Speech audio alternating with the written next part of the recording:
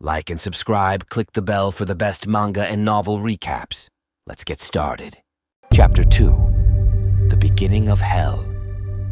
Rose told me to keep a diary, so I'm writing my first entry today. I can't write in their language, but that's a good thing. This means that everything I put in this journal will stay my little secret. This looks like the perfect place to log my daily gripes. Day 1. To kick off this diary, I'll write about what happened today. The hellish training Tong mentioned yesterday was surprisingly easy. First, I had to feel magic, which was pretty simple to do. It felt like something warm is welling up in my chest. Rose-san said that I'll learn how to release magic from my body next time. After I finished magic practice, it was time for me to study up on this world. I was sat at a desk and handed massive books. There was only one instruction from Rose-san: read. That was an especially ridiculous request from my teacher. When I told her there's no point in studying since I can't read their language, she just yelled at me and said that everyone brought here by the hero, summoning is gifted with automatic translating magic. And as it turns out, I can read after all. Magic is truly amazing. According to my books, monsters are said to inhabit this world. It's so on brand for a Sent to Another World story that I practically squealed. But Rose-san punched me for that. It hurt like hell. Another thing I learned while I was quietly reading is that there are a great number of races in this world, even races I've seen in video games. I also found out that there are many other countries besides Linger Kingdom, but most of them are run by humans. How boring. Rose-san silently watched me as I read those massive books. It's the worst kind of peer pressure. But I mean, if this is what her training is like every day, I'm pretty sure I can do this. Though it does worry me that Tong always looks like he feels bad for me. Oh well, I'll just have to work hard again tomorrow. Day 2 ran like hell. Day 3. Rose-san never lets me take breaks. All she does is heal me and make me run until I fall down from exhaustion. This lady is seriously insane. She's always telling me to train my legs because it won't kill me, and that I should feel magic while I'm running. I'm not really sure why. In any case, this isn't exactly what I thought magic training would be. When I told her that I'm not her damn slave, all she said was, "Train like you're dying. If you kick the bucket, I'll bring you back." That dang lady won't even let a guy rest when he's dead. After that, I prostrated on the ground before Rose-san and begged her to save me. "My legs feel like lead and I can't go on any longer," I cried. But all she did was slap my thigh without saying a word. I was so busy rolling on the ground in pain that I almost didn't realize that my legs didn't hurt anymore after that. She said, "I healed your pain by force.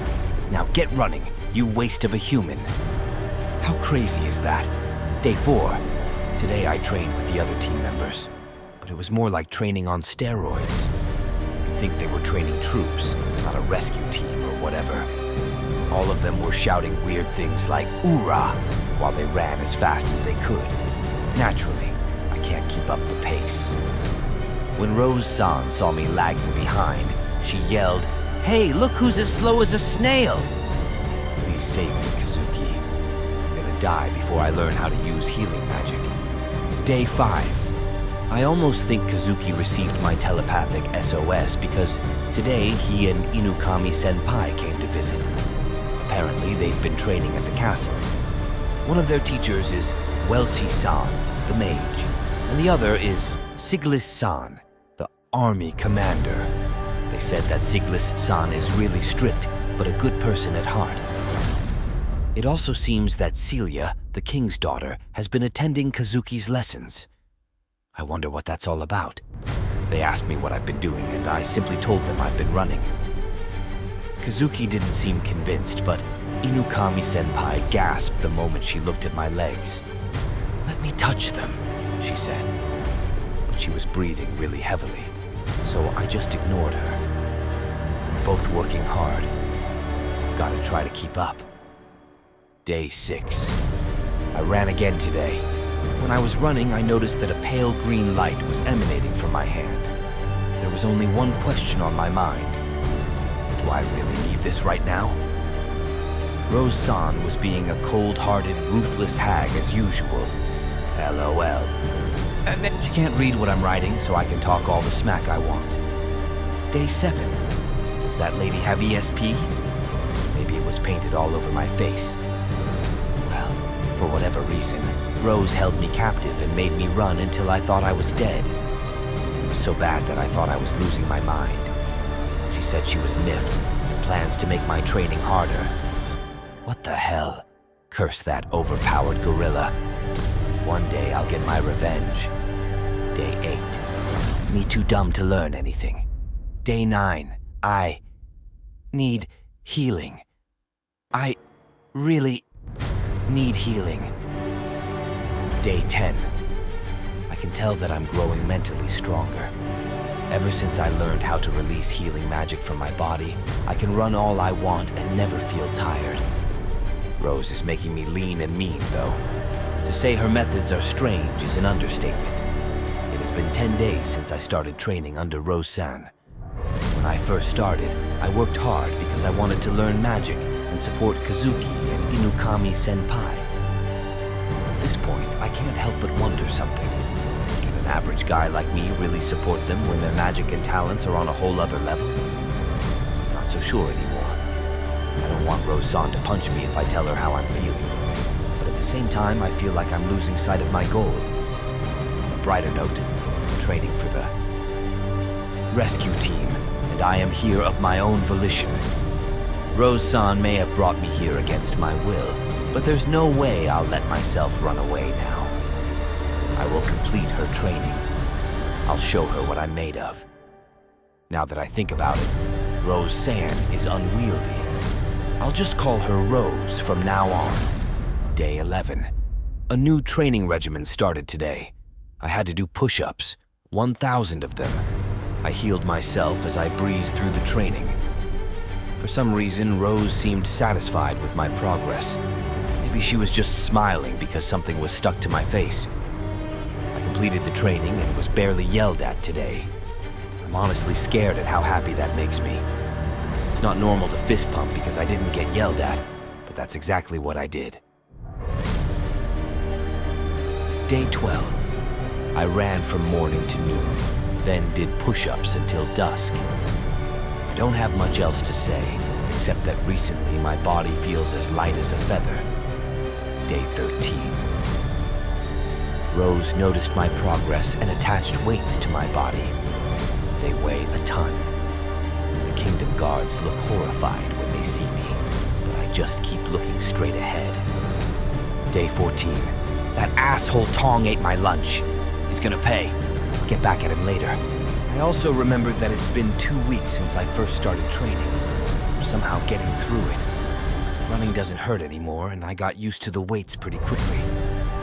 Wait, am I being brainwashed or something? Asterisk. More than 3 weeks had passed since Kazuki, Usato, and I were summoned to this world. Because I'd absorbed myself in training, I felt like I could fight well enough.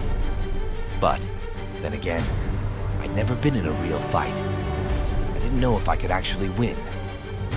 On one particular morning, I had finished my training and had started eating. Lunch in a corner of the training area, under the shade of a tree with Kazuki. You've gotten a lot stronger, Kazuki-kun, I said. I'm still nowhere near as strong as you, senpai, he replied. Kazuki wasn't the only one growing at an almost inhuman speed. I was now strong enough to spar with the Linger Kingdom's strongest knight, Sigilis, and the brilliant mage, Welsi. On the one hand, I knew they were going easy on me. On the other hand, they were genuinely surprised by how fast I'd improved. But deep down, it simply wasn't enough. To me, the magic in this country simply wasn't exciting enough. Throwing out some lightning bolts was enough to make the crowd go wild. Their cheers made Kazuki blush, but not me. I wanted to master long-range attacks that would send the battlefield reeling, to dish out lightning punches and other abnormal techniques. Guess I'll just have to make them myself, I said. Whatever do you mean? a voice said in reply.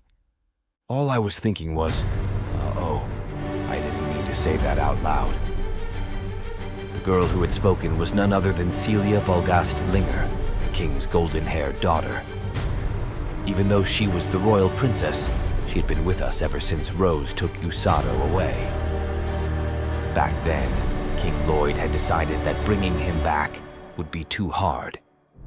He assigned 2 teachers to Kazuki and me. One of them was Siglis, the army commander, and the other was Welshi, the kingdom mage who was known for her powerful spells. Along with our teachers, the king had also summoned his daughter, Celia, and had introduced her to us. We were all about the same age, so we've stuck together ever since. Kazuki heaved a sigh. He had just finished lunch and was gazing at the scenery outside the castle. Judging by that listless stare, I bet he's worrying about Usato. I wonder what Usato's up to, he asked. Yup, so easy to read. The last time we saw Usato, he was being worked to the bone. At the time, I couldn't tell if he was having trouble adjusting to life in this world, or if rescue team training was as demanding as it seemed.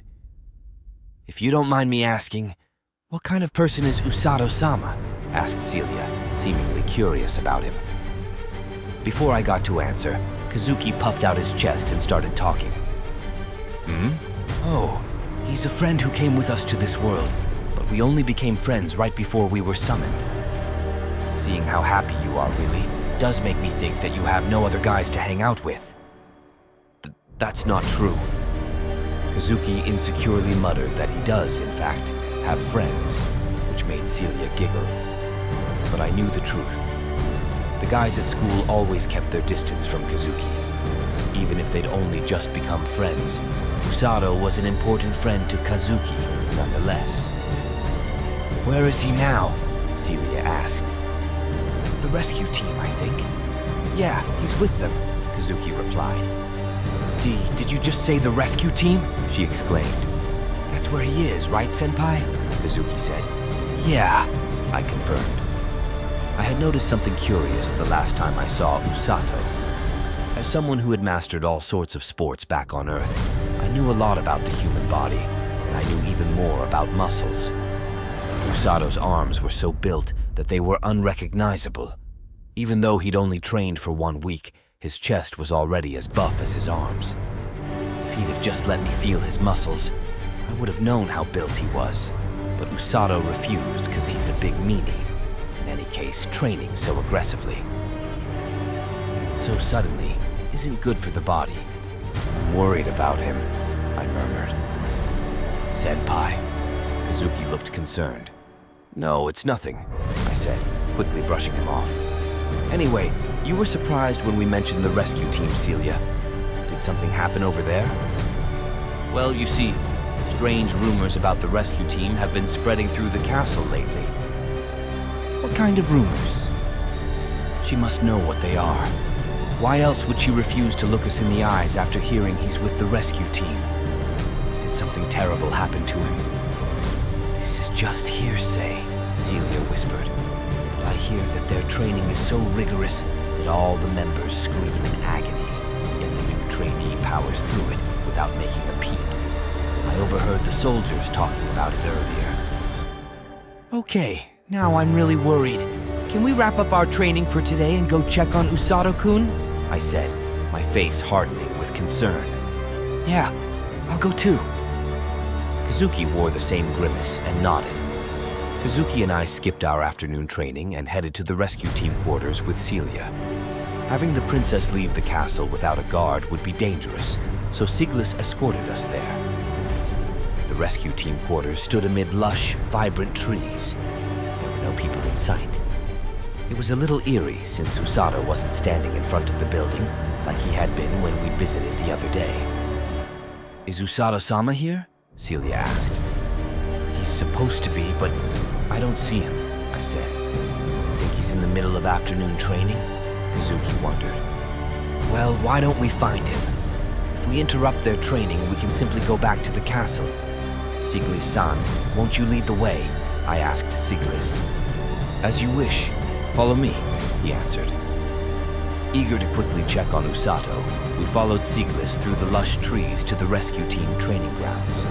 Celia's eyes sparkled as she took in the outdoors. She was normally secluded in the castle and must have been excited by this change of scenery. "Wow! This is incredible, Kazuki-sama!" she exclaimed. "Celia-sama, you must stay close to me at all times," Siglis reminded her. "Oh, Siglis, don't be so overprotective," she quipped. She was the country's princess, after all. I could understand why he was being overprotective. Siglis continued leading the way, wearing a troubled expression. "Sorry about all this, Siglis-san. No need to apologize. I have matters to discuss with Rose, so it is no trouble at all. The training grounds are up ahead. I believe that is where Usato-sama will be," Siglis said, pointing straight ahead. "Okay," Kazuki replied. I'd just been wondering how much Usato had improved since I last saw him when we stepped out of the woods. Siglis was pointing. I looked in that direction and saw a clearing about 30 meters wide. Usato was doing push-ups right in the middle of it. Kazuki and I should have shouted for joy as we stood side by side, but we didn't. We were totally silent. "What is the matter?" Celia asked. "What in the world is going on?" "Huff! Huff! Huff! Huff! Huff!" Usato was doing push-ups with a giant boulder on his back. It looked like it was about 50 kilograms. Usato was literally shouldering that boulder by himself. Sitting proudly on top of it was the rescue team captain, Rose. "Yo, you're slowing down, you damn slug. Gonna give up just 'cause I gave you more weight?" Rose slyly remarked. "Who the hell said that I'm giving up?" Usato hissed. "Save your breath," Rose said bluntly. "Shh." Usato was too annoyed to respond. Did he just talk back to Rose? "Is that really you in there, Usato? Is this the same boy we had fun banter with right before we were summoned? Where did that sweet Usato go?" "Oh, did I just hear you say like you're angry or something?" Rose mused. "You're so light I forgot you were there, Rose-san. It slipped out by accident." "Oh, I'm light. What a nice thing to say. If it's that easy for you, why don't we add summer weight?" Rose stepped onto the ground. Then she picked up an enormous cement block nearby and effortlessly chucked it onto Usato's back. The block fell on him with a thud, his arms shaking as his body sunk to the ground. Even so, he wouldn't be bested. He gnashed his teeth together and continued doing push-ups. As Rose watched him do this, she broke into a satisfied grin. "You know what? You're really becoming my type of man. At this rate, I'll be able to take you there in no time." "What are you doing here?" Rose said, finally noticing us. Did she just say he's her type? Don't tell me she's forcing this grueling training on him to make him her ideal man. We were all at a total loss. Instead of walking into a fantastical adventure, we had walked into an intense scene about training in martial arts. Kazuki rubbed his eyes in disbelief, wondering if what he'd seen was a dream. I was also dumbfounded myself. Usato looked like an average high schooler, yet here he was doing push-ups. His eyes gleamed with anger. After seeing this, who wouldn't want to run in fear? As this scene unfolded before us, Army Commander Siglis angrily walked toward Rose. "Hey, what's an old fart like you doing here, Siglis? Why'd you bring the heroes and the princess to my turf?" Rose asked casually. "What the hell do you think you're doing?" Siglis fumed. Rose seemed confused. "I said, what the hell do you think you're doing?" Siglis shouted as he grabbed her by the collar. "Breaking the spirits of promising young men? You should be ashamed." I could understand why Siglis was angry. What she was subjecting Usato to wasn't training. It was torture. As Siglis firmly grasped Rose's collar, she reverted to a blank expression and then grabbed him by the arm. His armor crinkled loudly and twisted in her hand. He held her collar tight without so much as glancing at the warping armor. "Get your hands off me," she said bluntly. "You got a grand sense of chivalry, I get it. But don't you dare try forcing that shit on me. I do things my own way, and this here's my right-hand man. Wouldn't be the case if he couldn't clear these easy trials." "Right hand, man," Siglis looked confused. That's right. This kid's a diamond in the rough. He perseveres like a champ and never calls it quits. He's got what it takes to clear my training. Already has my stamp of approval. My eyes met Rose's, and I backed away without thinking. She was looking in my direction, but she wasn't really looking at me. She was focused on something else. All I knew was that her eyes were filled with contradiction. You swine! The king ordered us to re-enlist you in the army, but I simply will not tolerate this behavior, Siglis shouted. Ha! Can't open my right eye, so couldn't do it anyway! Rose pointed to her right eye, which was permanently sealed shut. Is she using the damage to her eye as an excuse to stay out of the army? From what I hear from King Lloyd and Wellesley, they wouldn't care about the injury since she has talent. Enough of this nonsense! Siglis huffed. He walked toward us, looking worried. Princess Celia, I must take my leave. Stay close to Kazuki-sama at all costs. Huh? The princess said in disbelief. I will return as soon as I have calmed down, Siglis said. After he uttered those parting words, Siglis disappeared into the woods. He seemed to have left to avoid fighting with Rose. Well, there goes Siglis. Do the heroes or princess got any problems with my training? They don't care about that, Usato shouted. Yo, Rose, what happened just now? Did you call me your right-hand man? Oh, joy, I'm so happy. Here, let me give you a right-hand knuckle sandwich to show my appreciation. Come on, what's the holdup? If you want a right-hand man, then hurry up and stick out your face. Not before I give you my own present first. But that'll have to come later. These heroes came all this way, so they must want to talk. Take a break with them and eat lunch, Rose said, shoving her right fist in Usato's face. The moment she looked at us, she put down her fist. Her whole demeanor had changed. We watched her walk toward the quarters, then we approached Usato. He removed the weight on his back, put it on the ground, and stretched out. Are you okay? I asked. Yeah, but who's this? Usato said, looking at Celia. My name is Celia Volgast Linger. Please call me Celia Usato-sama. Usato-sama? Aren't you the king's? Yes, I am his daughter. Usato became a bit flustered.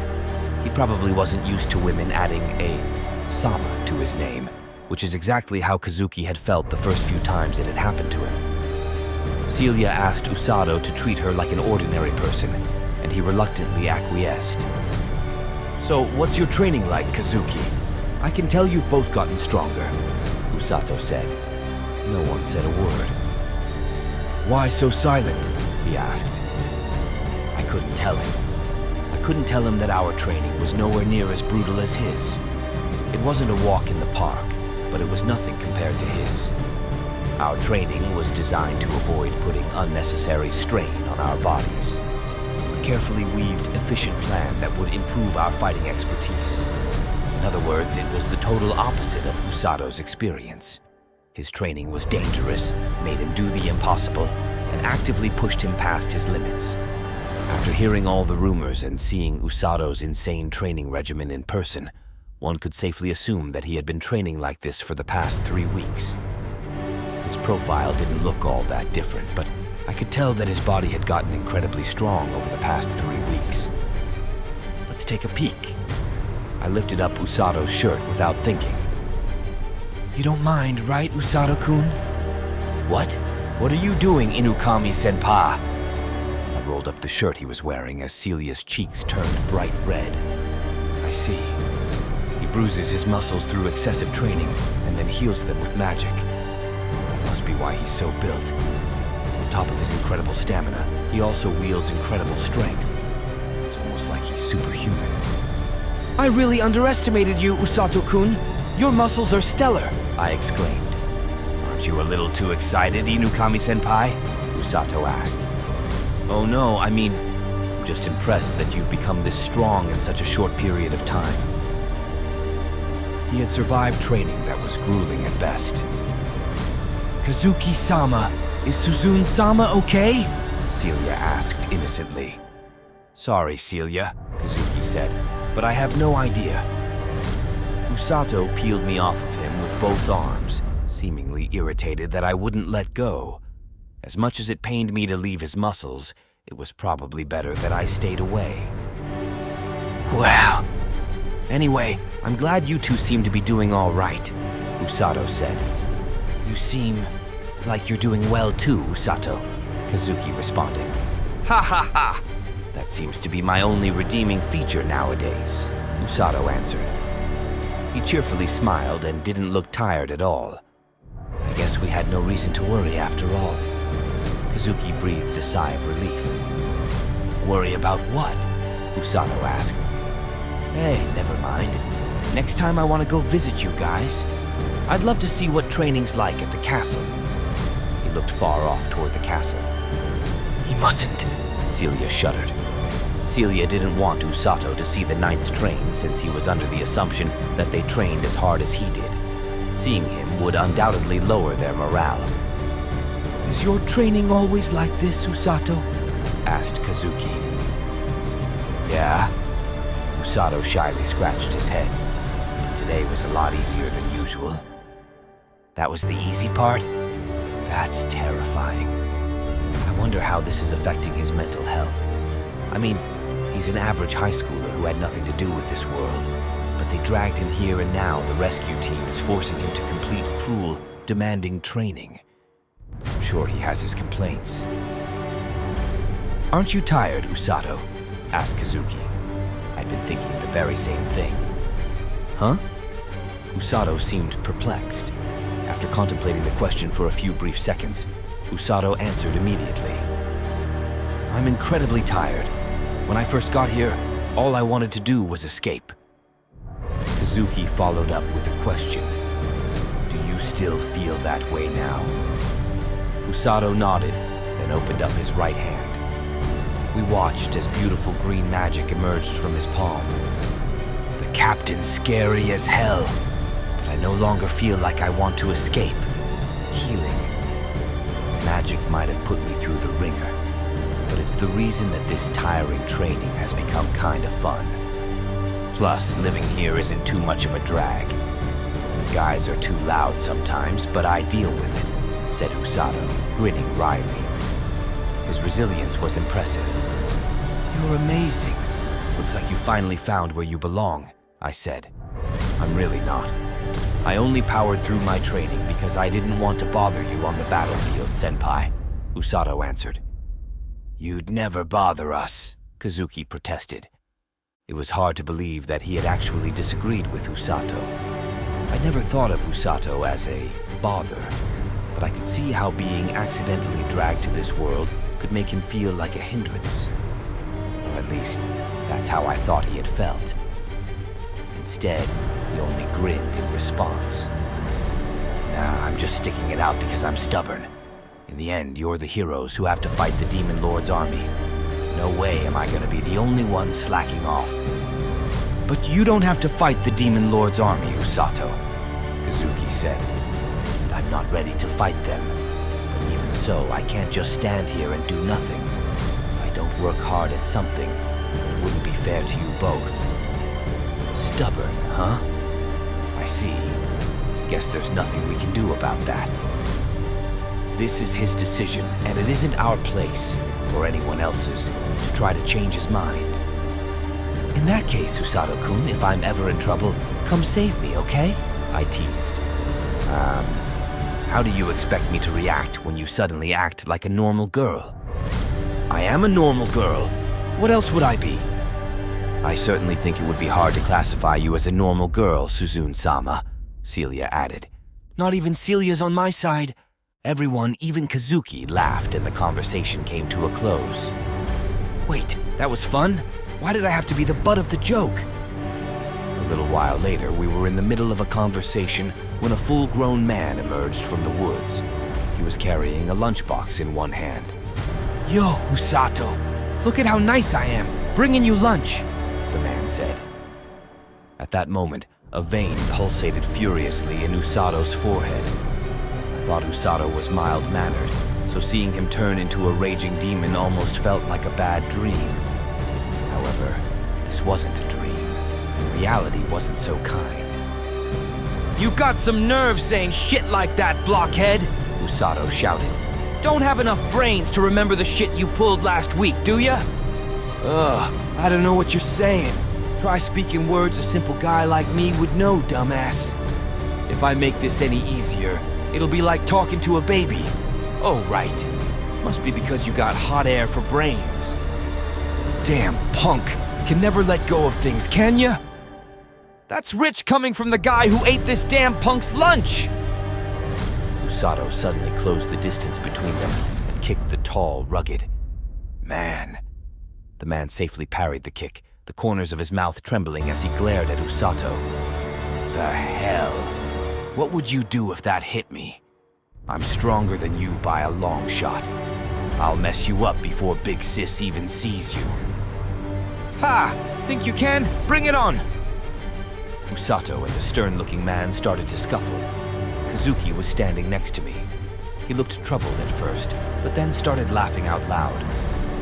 "So this is what Usato's daily life is like?" "Yeah, he's doing his best in this place," I added.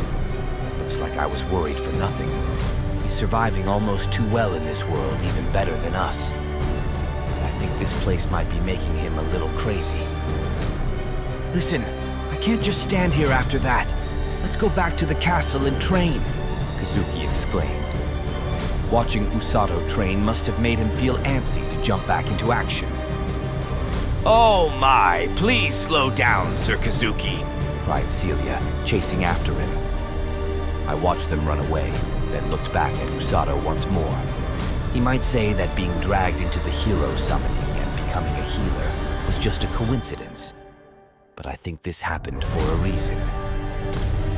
As I watched the two men fight, I whispered softly, "Let's give it our all, Usato-kun."